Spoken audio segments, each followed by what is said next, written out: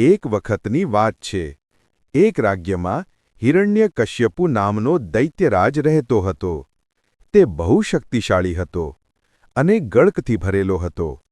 તે ઈચ્છતો હતો કે આખા રાજ્યમાં લોકો ફક્ત એની જ પૂજા કરે, ભગવાનની નહીં.